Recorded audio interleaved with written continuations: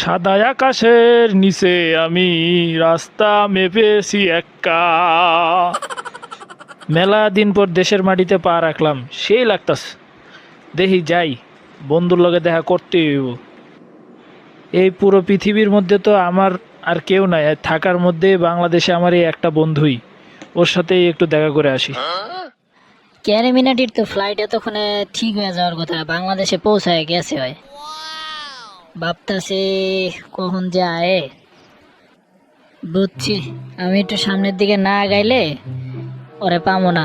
রাস্তাঘাট নতুন হয়েছে, অনেক কিছু তো নাই চিনতে পারে পোলায়। বন্ধু, মেলা দিন পর দেখা রে। সব কিছু কিরকম অচেনা অচেনা লাগতেছে, সব কিরকম পাল্টায় গেছে। আয়, দুই বন্ধু একটু কোলাকুলি করি আগে।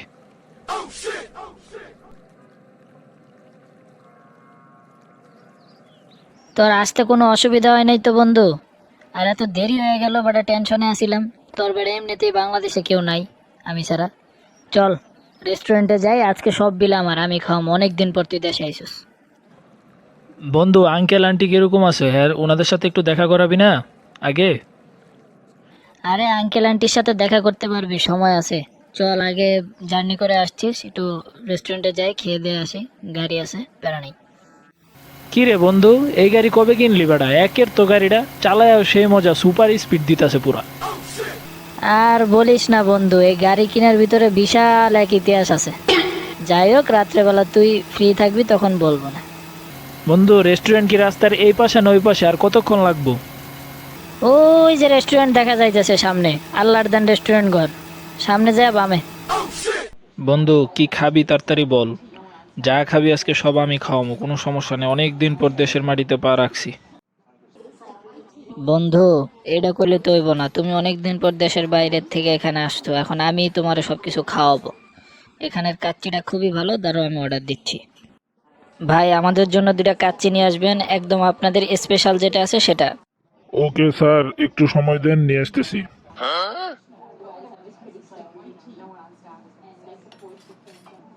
বন্ধু, এই খাবারের থেকে গন্ধ কইতাছে, এটা কোনো অবস্থাতে খাওয়া সম্ভব না। এই খাবার কে বানাইছে? এদিকে আসো। এই খাবার আপনি বানাইছেন? জি না স্যার, এই খাবার আমি বানাইনি, আমাদের রেস্টুরেন্টের ভিতরে শেফ আছে, উনি বানাচ্ছে। খাবারের থেকে বাজে গন্ধ আসতেছে, একদমই মুখে তোলা যাচ্ছে না।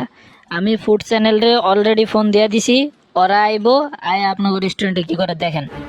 সরি স্যার, এটা করবেন না স্যার, আমাদের কোনো অবস্থাতেই এটা আসলে ভুল একটা মিস্টেক হয়ে গেছে স্যার, প্লিজ। এই যে মিস্টার, কোনো সমস্যা হয়েছে আপনার এখানে? দেখেন না ভাই, আমার বন্ধু অনেকদিন পর বিদেশ থেকে দেশে আসছে, ওকে নিয়ে আসছে এই রেস্টুরেন্টে খাবার খাওয়ানোর জন্য। ও এখন এখানে বাজে স্মেল পাচ্ছে খাবারের ভিতর থেকে, তাই ওনাদেরকে বলতেছি।